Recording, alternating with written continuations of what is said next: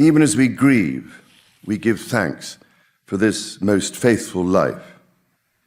I am deeply aware of this great inheritance and of the duties and heavy responsibilities. I, for one, am not willing to look my children in the eye and say that we were the generation that let this happen on our watch. The British monarchy has pushed through wars, abdications, assassination attempts, and non-stop political chaos for almost 1,000 years. It's seen empires rise and fall, watched enemies disappear, and even turned public embarrassment into quiet wins behind palace walls. This institution doesn't fold easy. It adapts, survives, and keeps moving no matter what comes its way. But right now, in the spring of 2026, something different is unfolding inside Buckingham Palace, and it's not business as usual. There's no loud announcement, no dramatic health scare forcing decisions into the spotlight. Instead, a sitting king is slowly passing power behind closed doors, making calculated moves away from the public eye. This isn't abdication, and it's not pressure from outside forces. It's controlled, intentional, and happening quietly where few can see it. The shift, it's personal and complicated. King Charles is easing back while Prince William is stepping up in a big way. But right in the middle of this transition stands Queen Camilla, the same woman Charles stood by through years of controversy just to see her crowned. Now, somehow, she's become the unexpected roadblock in a power shift nobody predicted. And this isn't just gossip or recycled headlines. The signs are stacking up. Insiders are talking.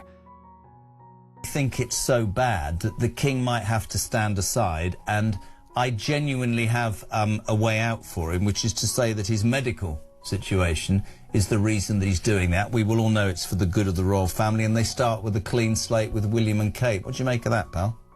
Yes, I mean, a number of people have suggested that. I've suggested that myself. I think it may be the only way to clean up the stables and start afresh. I think the king is compromised by his association with Andrew. I think there has been a cover-up. I think he knows a lot more than he's saying. And the balance of power inside the palace is clearly changing.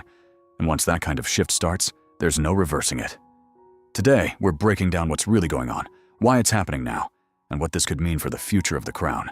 Stay locked in, because this story is getting bigger by the second. Let's rewind to February 19th, 2026.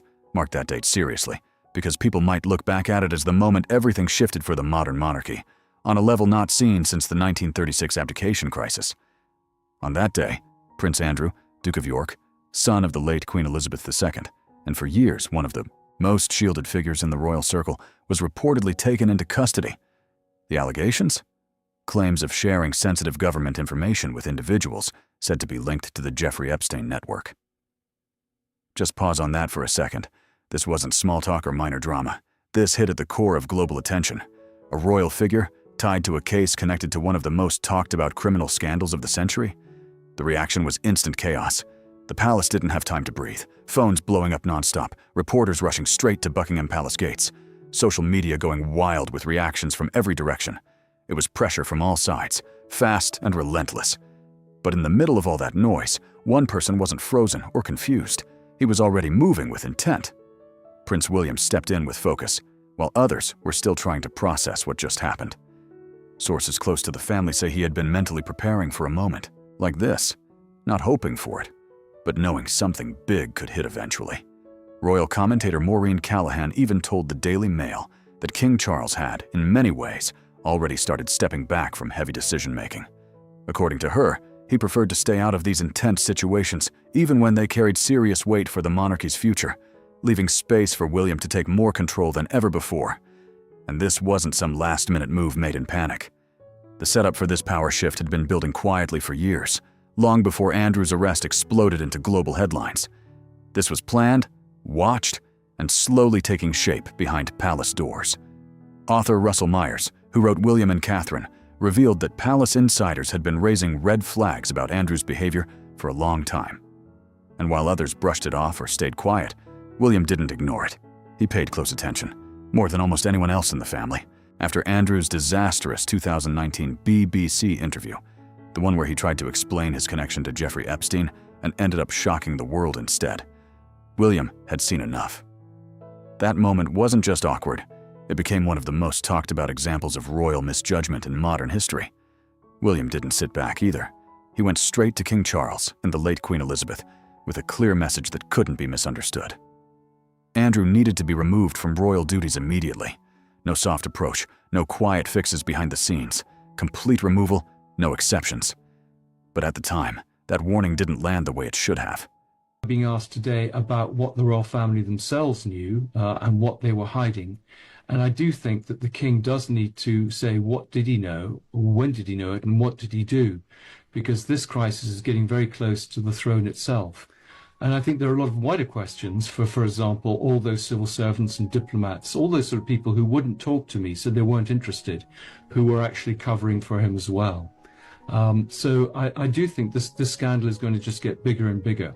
The late Queen, known for protecting her family, pushed back against any extreme action. Charles, still Prince of Wales then, was stuck in a tough spot, torn between loyalty to his mother and the growing pressure to protect the monarchy itself. Still, William didn't drop it. He kept pushing hard, reportedly telling senior royals that public trust in the monarchy was hanging by a thread, and that protecting the institution had to come before protecting any one person, even family. Back in 2019, those words were brushed aside, but by 2026, they were starting to look way too real to ignore.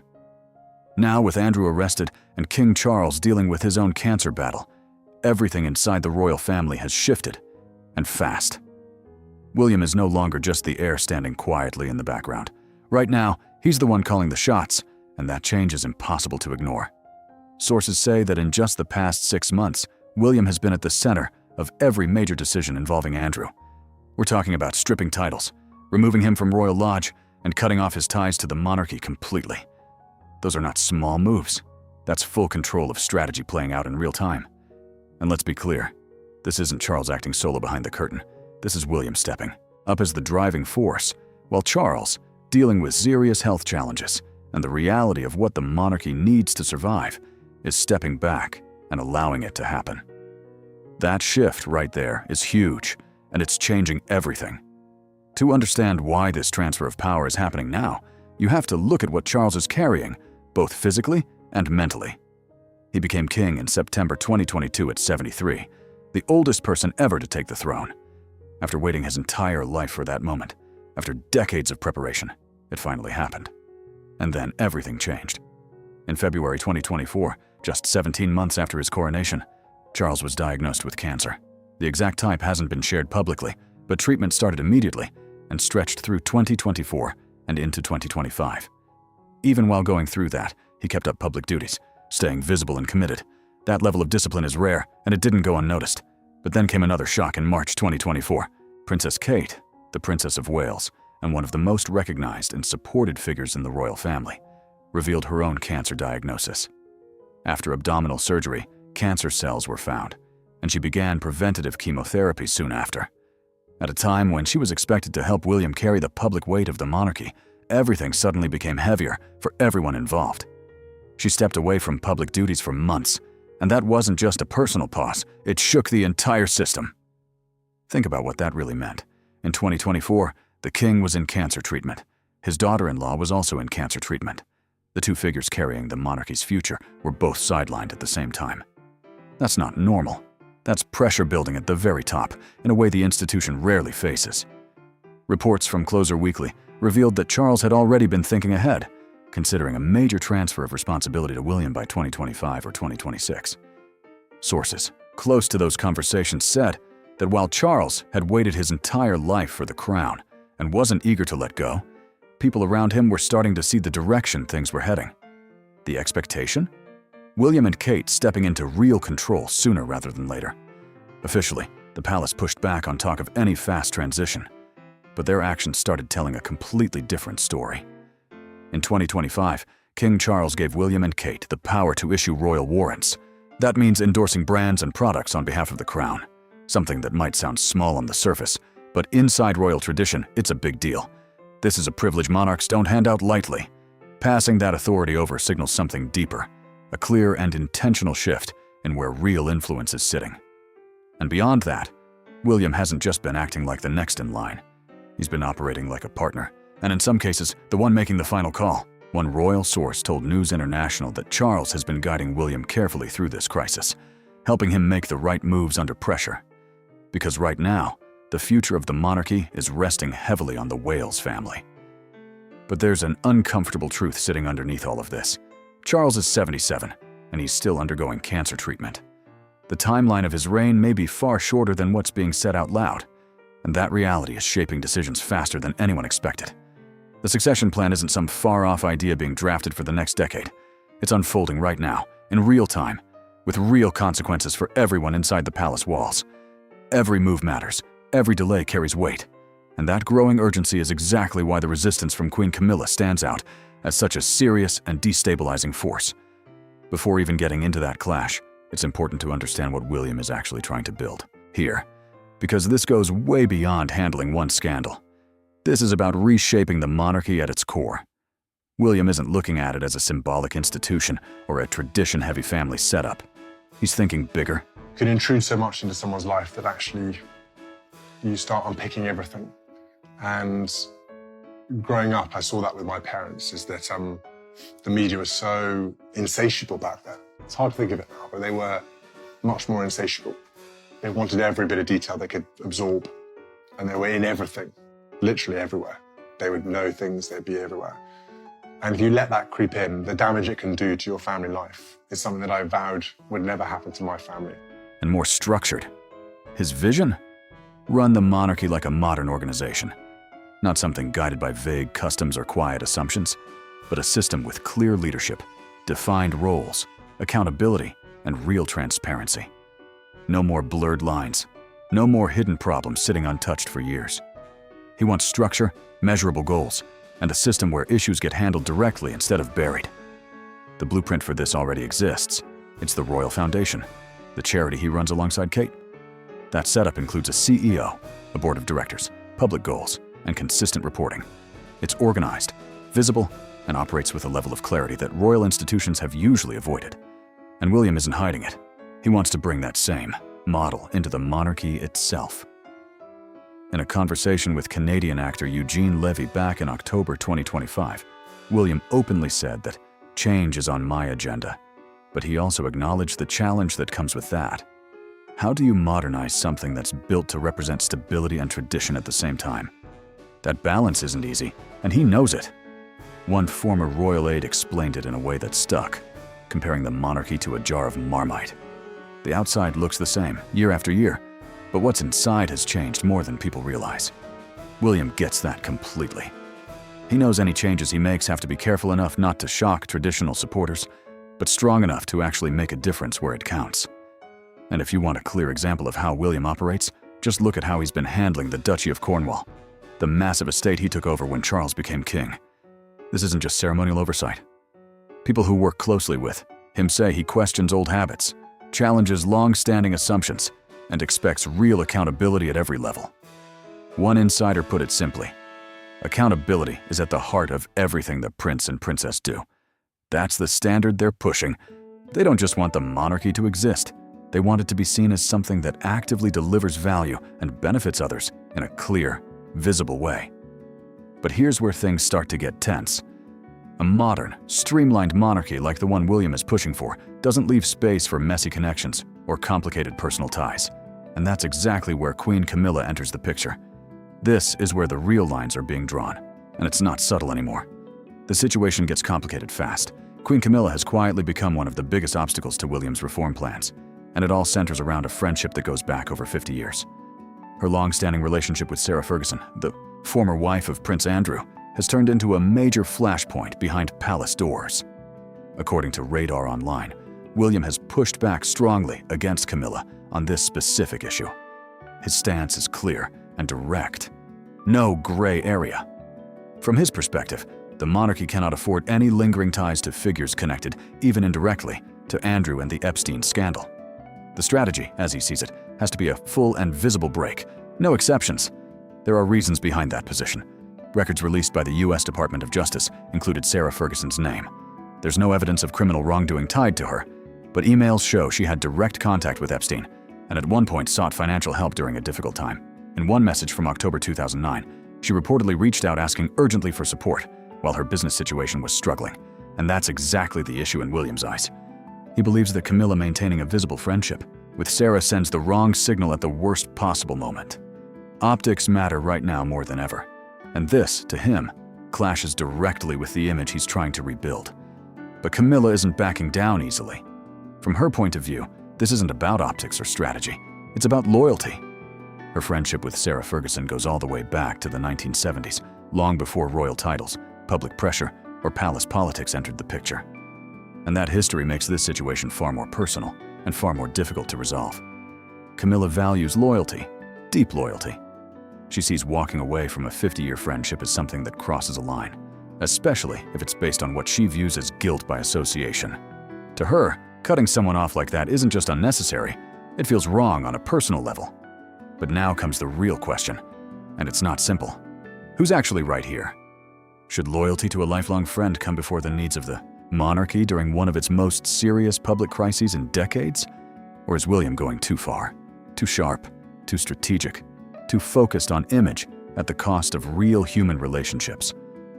That tension sits right at the center of this situation, and there's no easy answer waiting to wrap it up cleanly. You could already see that tension showing when Camilla tried to take action in her own way. In October 2025, she was involved in the move to strip Andrew of his titles. Reports suggest she supported that step because his actions were damaging efforts tied to causes supporting survivors of abuse. So it's not like she was ignoring the issue. She made a move. But here's the difference. It was on her terms, at her pace, not the fast, complete break that William was pushing for. And that gap in approach, that's where the friction keeps growing. Then came another moment that turned up the pressure even more. Mental health crisis is temporary. Like, you can have a really strong mental health crisis moment, but it will pass. With support like James's Place and other organizations, they can be that little stepping stone that just gets you through that moment, and you wake up the next day and you feel completely different. And if we talk about that more and educate people more, then hopefully the idea of suicide keeps being pushed further and further away, because you know that tomorrow actually you might wake up and you might feel very different. In February 2026, Camilla met with French survivor Gisèle Pellicot to show support for abuse survivors. On the surface, that looked like a strong public stance, but the reaction online came fast, and it wasn't kind. Critics called it out immediately, accusing her of hypocrisy. The argument was blunt. You can't stand publicly with survivors while still maintaining private ties to people connected to the scandal surrounding Andrew. That backlash hit hard, and in a way, it reinforced exactly what William had been warning about. Behind the scenes, William has reportedly made his position crystal clear. No exceptions. No loyalty, no history, no long-term friendships come before the reputation of the crown right now. Anyone even loosely connected to this situation needs to be kept at a distance. And if Camilla can't get on board with that, William isn't expected to back down. Reports suggest he's ready to move forward regardless, limiting her influence where possible and focusing on the long game, knowing that eventually the crown will pass to him and Kate will step into the role beside him. That's the ultimatum, and it's a serious one. What we're looking at now isn't just quiet disagreement. It's turning into a full power clash. Kate versus Camilla. And while William and Camilla are battling over strategy, this second layer feels way more personal and possibly even more explosive. Sources from the National Examiner say Princess Kate has been going all in behind the scenes, working non-stop to manage the fallout from Andrew's arrest. She's not just showing up for appearances, she's coordinating with palace staff, consulting legal advisors, and making sure William's crisis plan is being executed step by step. By all accounts, she's operating as a co-strategist, not just standing beside William, but actively shaping decisions and influencing how the monarchy responds to one of its biggest challenges in decades. That's a major shift, and not everyone is comfortable with it. Because Camilla, reportedly, is not happy about this at all. One insider didn't sugarcoat it. Camilla doesn't like Kate getting involved. Their relationship has had tension before, but now that Kate is stepping into a visible leadership role, that tension is hitting a whole new level. Camilla is said to feel threatened by the shift. Reports claim she has even accused Kate of making both her and Charles look weak, as if the king can't manage the situation without the next generation stepping in. That accusation alone says a lot about how deep this divide is getting. And when you really think about it, the timing couldn't be more intense. The monarchy is dealing with a major crisis, public trust is under pressure, and attention is locked on how the family responds. Yet inside the palace, there's friction over image, control, and influence, and it's starting to show. Charles, to his credit, doesn't appear to agree with Camilla on this. The same source says he has defended Kate multiple times, making it clear that she's stepping up to help, not take over. But even with that support, Camilla is still described as openly frustrated and unwilling to fully accept Kate's growing role. And the public-facing image is already shifting. When news of Andrew's arrest broke, it wasn't Charles and Camilla leading the response. It was William and Kate appearing together, steady and composed, projecting control at a moment when the monarchy needed it most. It was Kate in the room during the most important palace meetings. It was Kate helping shape official statements and guiding how the monarchy spoke to the world. Meanwhile, Camilla was noticeably missing from that visible show of control. And that absence didn't go unnoticed. It said a lot without saying a word. This is the reality taking shape inside the palace right now. The future clearly centers around William and Kate, while the present, Charles and Camilla, is starting to feel the pressure of stepping aside. And that shift? It's not smooth, and it's definitely not painless. By late February 2026, the quiet tension between William and Camilla finally hit a breaking point. What had been building behind closed doors turned into something much more direct. According to multiple sources, William delivered a clear ultimatum, and it wasn't softened or dressed up. The message was simple and sharp. Distance publicly from Sarah Ferguson, or accept the damage it brings to the monarchy at a moment when it can't afford any more hits. This wasn't framed as advice. It wasn't a careful suggestion. It came across as a firm demand, and that alone tells you how much the internal power balance has changed. Because normally, heirs don't issue ultimatums to a sitting queen consort. That's not how royal hierarchy works. It goes against everything the structure is built on. But this situation isn't normal, and neither is the response. Royal insiders say King Charles has given William final authority over decisions tied to the Andrew scandal and the monarchy's public image. That's a major shift. It means William isn't just preparing for the future, he's actively leading in the present. In many ways, Charles has stepped back and allowed his son to take control where it matters most. He's backing William's strategy, trusting his judgment, and letting him operate, not just as the heir, but as the key decision-maker in one of the most critical moments the monarchy has faced in years. Camilla does not, and that split says everything. A reigning king lining up with his son instead of his own wife. That's not a small disagreement. That's a major fracture inside one of the most controlled institutions in the world. Royal insiders have made it clear. There's an internal understanding that rebuilding public trust after the damage tied to Andrew is now William's responsibility. Not shared, not loosely guided.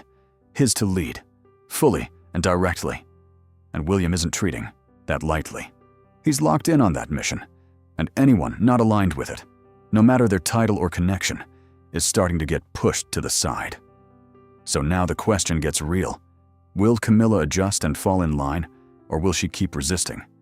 Because if she keeps pushing back, the gap only grows wider, risking her influence, deepening the divide, and possibly forcing Charles into a situation no one wants to see, choosing publicly between his wife and his son. And here's something to really think about.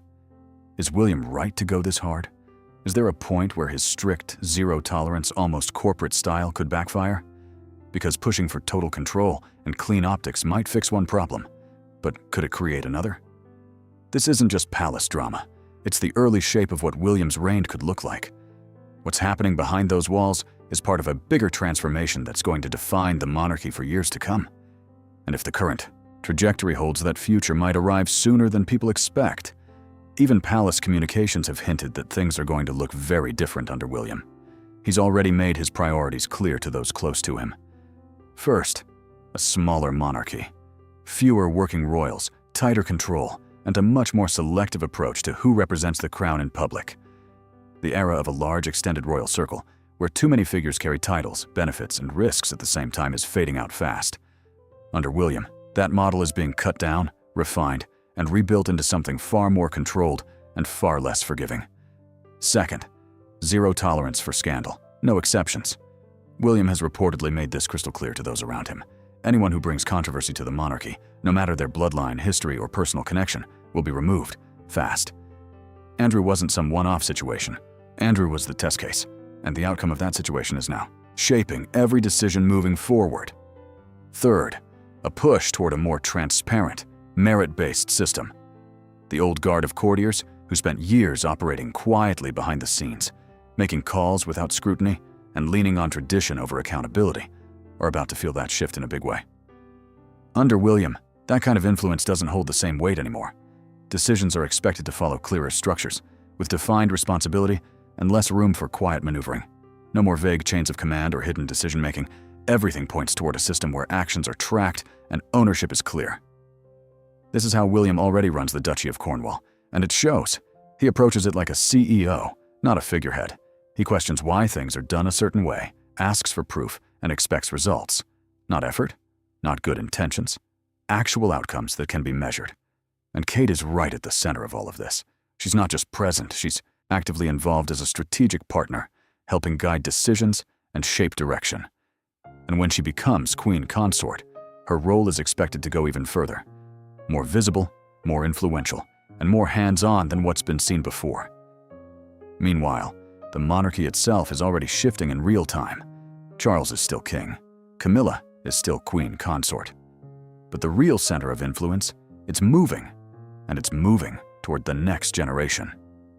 The decisions that carry weight are increasingly coming from William and Kate, often with Charles supporting or backing those moves. That's the reality forming behind the scenes, whether it's publicly acknowledged or not. And what comes next is critical. The Andrew situation isn't finished, far from it. Legal developments could still unfold, and new details connected to the Epstein case continue to surface. Every update sends another wave through the palace, and every wave seems to strengthen William's position. Because, in moments of crisis, people don't wait. They look to whoever appears steady, decisive, and in control. And right now, all signs point to William stepping into that role faster than anyone expected. People look to whoever seems to have a plan. And right now, inside the palace and increasingly in public opinion, that person is William. That shift isn't subtle anymore. It's visible, it's growing, and it's starting to define how the monarchy is being judged in real time. Sources close to the family say the next few months are being treated as make or break. If the monarchy can show real accountability, clear reform, and a believable break from the patterns that allowed the Andrew situation to grow unchecked for years, it could come out stronger on the other side. But if that doesn't happen, if the public starts to feel like nothing has really changed, like loyalty is still being chosen over responsibility, then the consequences could hit hard. The quiet calls for abolishing the monarchy, which have been sitting in the background, won't stay quiet anymore. They'll get louder, sharper, and harder to ignore. And this isn't just speculation. It's already showing up in the numbers. A YouGov poll from early 2026 revealed that support for the monarchy among people under 45 in the UK has dropped to its lowest level ever recorded. That's not a small dip. That's a warning sign flashing bright. The next generation is watching closely. They're not just paying attention to tradition or ceremony. They're watching to see if William's promise of change is real, or if it's just another polished performance designed to look good without actually fixing anything. So here's the bigger question hanging over everything. Can the monarchy actually change in the way William is pushing for? Or is it too tied to tradition, too shaped by long-standing relationships, too dependent on continuity to truly reform from within? That tension is at the heart of what's happening right now. Because this isn't about a single moment. It's about the next decade of royal history being written in real time. And whether people admit it openly or not, the transition has already started. Let's be real about where things stand. King Charles is still the king. He holds the title, sits on the throne, signs the documents, and represents the crown officially. That part hasn't changed. But when it comes to real authority, the strategy, the crisis response, the decisions that will shape the monarchy's future, that power is increasingly sitting with William. That's where the momentum is, and everyone close to the situation can see it clearly. Camilla is still Queen Consort. She still carries the title and appears beside Charles at official events. But when it comes to guiding the palace through its most serious crisis in years, the spotlight has shifted. Because the person actively shaping that response, influencing decisions, and helping steer the direction forward is Kate Middleton. And inside those palace walls, that reality is fully understood, even if it's not always said out loud. The old generation may still hold the formal roles, but the next generation is already running the show, and that shift is happening faster than anyone expected. The new generation is already running things. That's the reality of the British monarchy in 2026, and it's not something that was clearly planned, publicly announced, or easily reversed. It's happening in real time, right in front of everyone, whether the palace says it out loud or not. William's authority is only getting stronger as the Andrew situation continues to unfold. At the same time, Charles's age and ongoing health challenges make the long-term direction feel more and more inevitable. And Camilla's resistance, while understandable on a personal level, looks more like a last stand against a shift that has already happened. The monarchy is reinventing itself, but not in a smooth or quiet way. This change is messy, it's personal, and it comes with real tension and real family strain. Still, it's happening. And at the center of it all is Prince William, moving with confidence, backed by his father's authority, supported by Kate, and fully convinced that the institution must evolve or risk something far bigger than scandal. So now it comes down to you. Is William right to push this hard and this fast? Is Camilla wrong to resist? Or is there something respectable about standing by a lifelong friend, no matter the pressure?